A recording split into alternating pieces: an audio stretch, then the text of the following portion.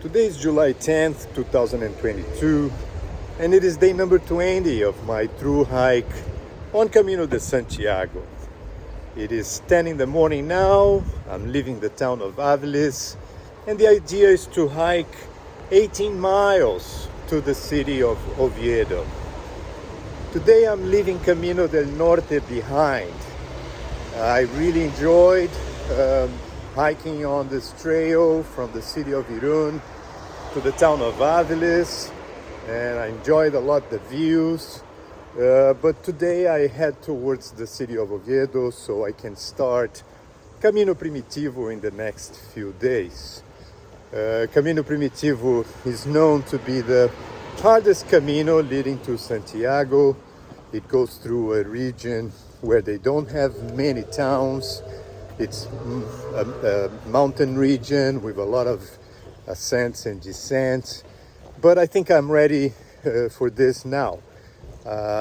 Camino del Norte goes along the coast, so you have a lot of towns. At this time of the year, it's summertime.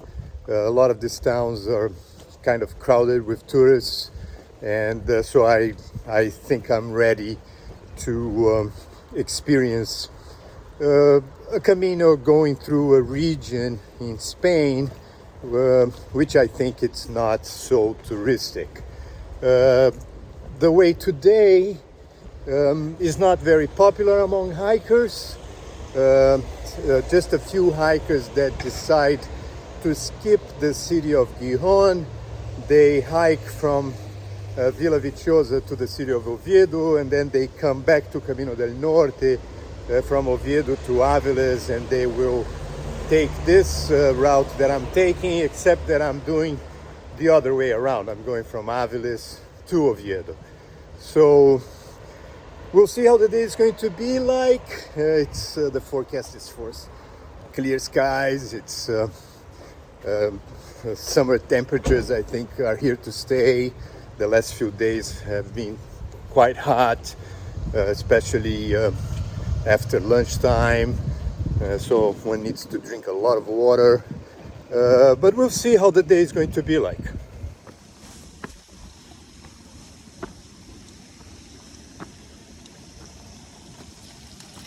Buenos días, señor. Por favor.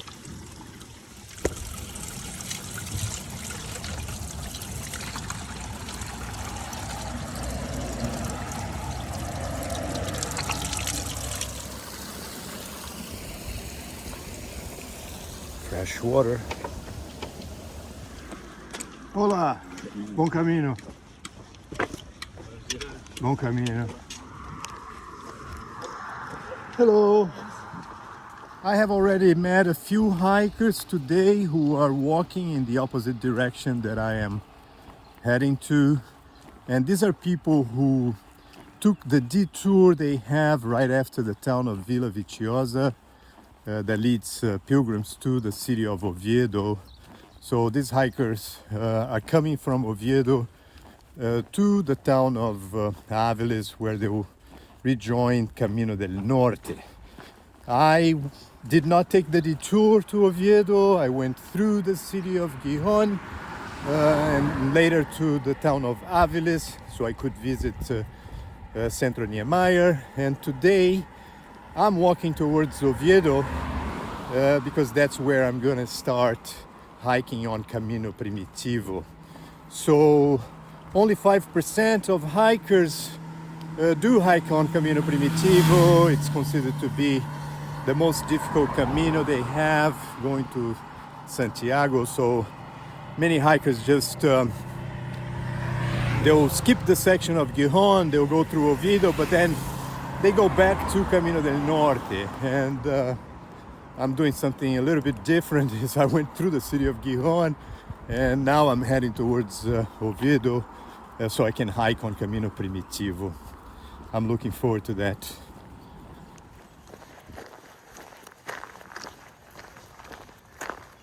It is pretty much a road walk, this section from the town of Áviles to the city of Oviedo. So one must be careful on the road, a lot of cars. And in a day like today, it's a typical summer day with high temperature. The asphalt doesn't treat the feet very well. So whenever one finds some shade, it's just a good idea to walk in the shade. So this is what I'm doing right now.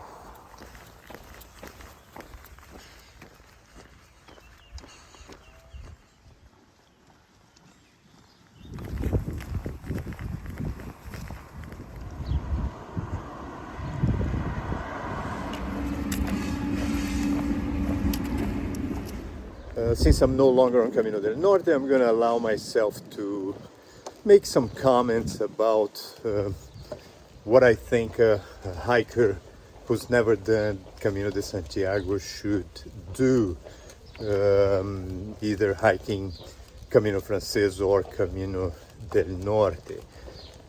For those people interested in getting to know the history of Camino de Santiago or getting deeper into the culture of the Caminos, I definitely recommend hiking on Camino Francés. To this date, I have memories of this Camino that I would love to go back to.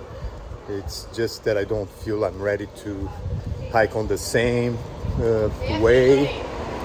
I still, there are so many Caminos to walk on. I'm not ready to walk the same way, and but I would love to go back to sections of Camino Francés like the Meseta, and but on Camino del Norte, and here it is a sign pointing that way, because most people are walking from Oviedo to Áviles. They're going back to Camino del Norte after skipping the section that goes through the city of Gijón. But back to Camino del Norte, what I think is that you have beautiful views on this coastal way, and it goes through some really interesting cities, but which are not necessarily cities guided to pilgrims. Being a coastal trail, at this time of the year there are a lot of tourists in the towns that Camino del Norte goes through, and I don't think one can say the same about Camino Francés. There are some really special places on Camino Francés, and while hiking on Camino del Norte, I had my mind thinking about Camino Francés in many different occasions. But so definitely for anyone interested in hiking one of the Caminos, who is interested in getting to know the culture of Camino de Santiago, I recommend hiking Camino Francés. Some people avoid Camino Francés just because of being so popular, and but one can hike Camino Francés any time of the year, even in winter time. I'm not saying that it's a good idea to hike it in winter, but early April or early spring or late fall, I think these are good times to hike Camino Francés. There are not many people on the trail at this time of the year.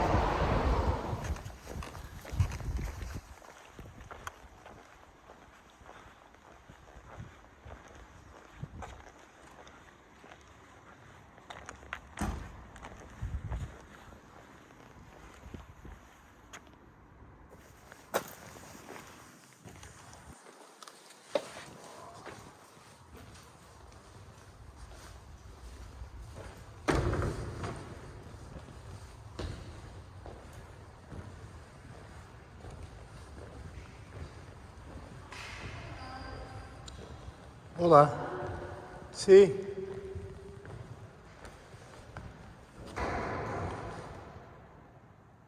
They turned the chapel into a skating park, right?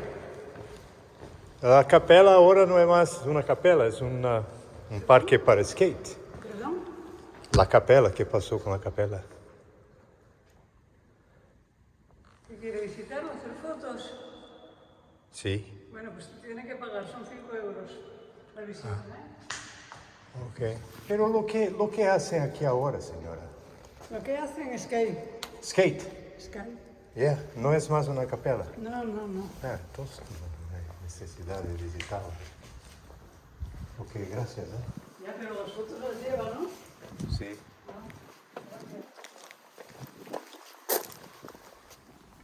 They turned the chapel of Santa Barbara into a skate park, which is quite original, but still, they charge 5 euros to visit the chapel or the skate park. I don't know. If I had a skateboard, I probably would pay for it, but it's not the case.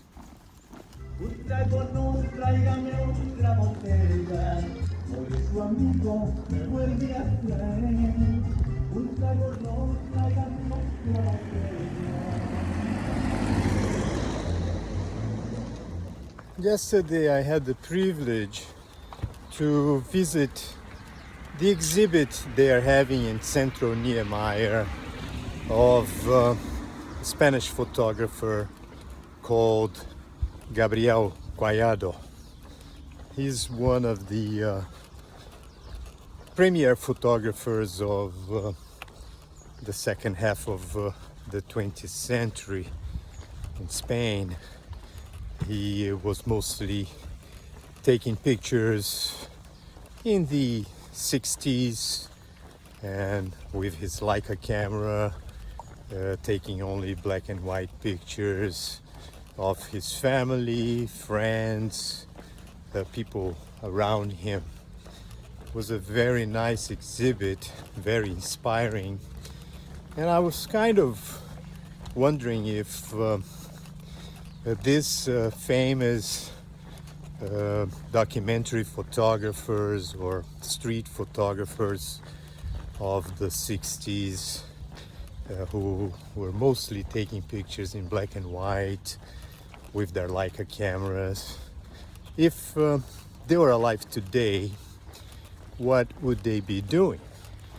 And with all due respect to the great photographers, I feel that with my iPhone, with what I'm doing, is not that different from what these people were doing, except that the media is no longer still photography and black and white.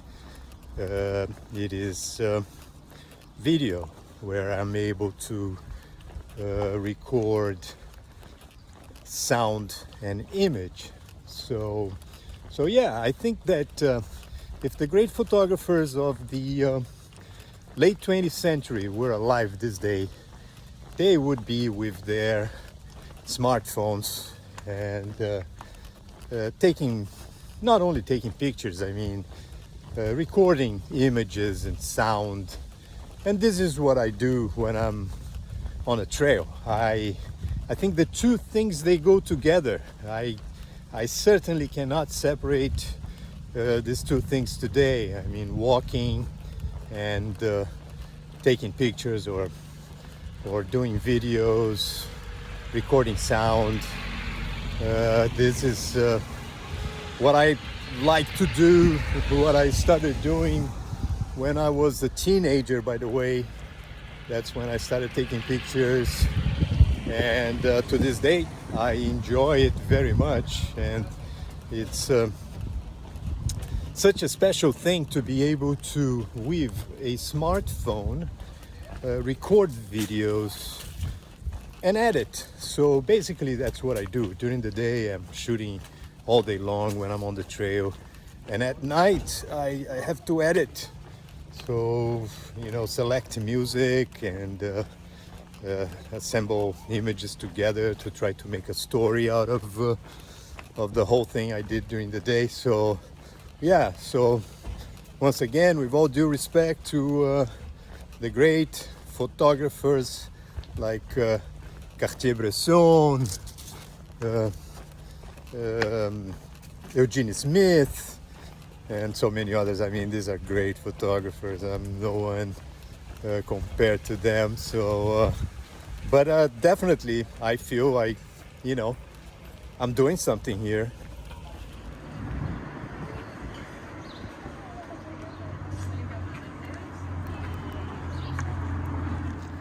I believe that most people watching hiking videos in the US have seen the work of John Zahorian. If they have not seen it, they've heard about him. John Zahorian is a top thru hiker, besides doing beautiful videos on the trail. But about a year ago, or a little bit more than that actually, he pulled his videos all out of YouTube, and one day simply all his videos were gone. And for me, you know, I liked watching John Zahorian's videos over and over again. You know, he's so good, and that was a surprise for a lot of people. And when I was hiking the PCT last year, I was in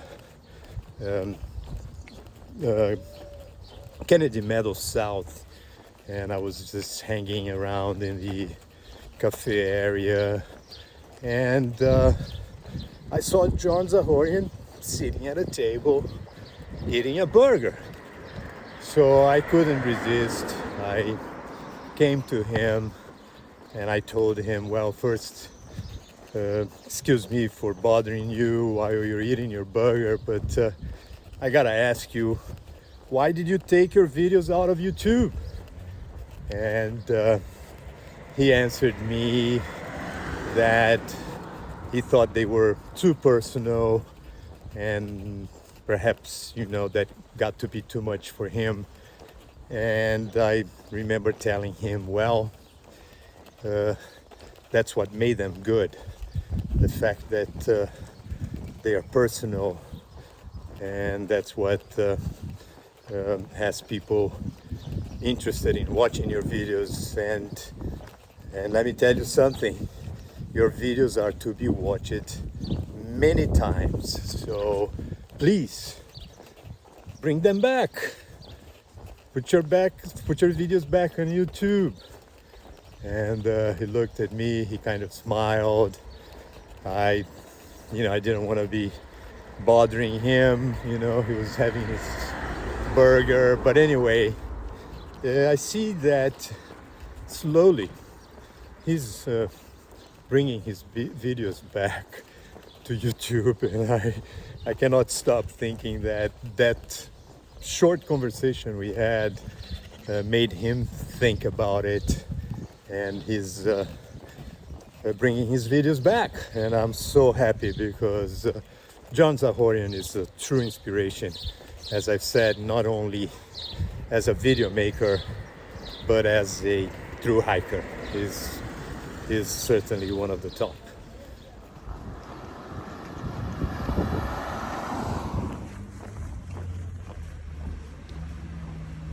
Speaking of John Zahorian eating a burger in Kennedy Meadows South on the PCT, just made me feel like eating a cheeseburger and a milkshake. Hey Marlene, do you think you can send me a burger here in Oviedo, Spain? How am I gonna forget you, Marlene, after that trail magic you sent to Walden and I in Damascus, Virginia, when we were hiking on the Appalachian Trail. Thank you so much, Marlene. But do you think you can send me a cheeseburger? I really want to eat a cheeseburger now. It's incredible.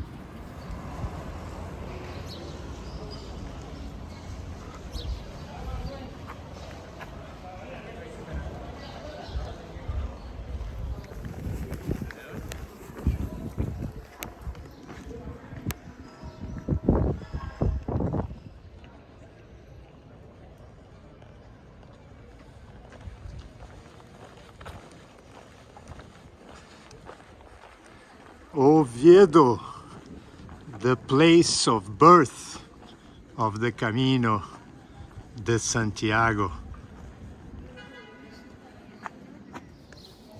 It is an absolute delight to reach the Plaza de la Catedral, the Cathedral Square in the city, this historic city of Oviedo, which is the birthplace of Camino de Santiago.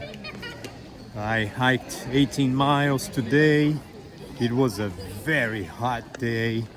It's 5 in the evening now and the sun is still boiling. So I can tell by now that the biggest challenge on Camino Primitivo is going to be the heat, that's for sure. But anyway, I'm going to stay perhaps 2 days in the city. There are a few places I want to visit here, and I want to get ready for starting my hike on Camino Primitivo to the town of Santiago de Compostela.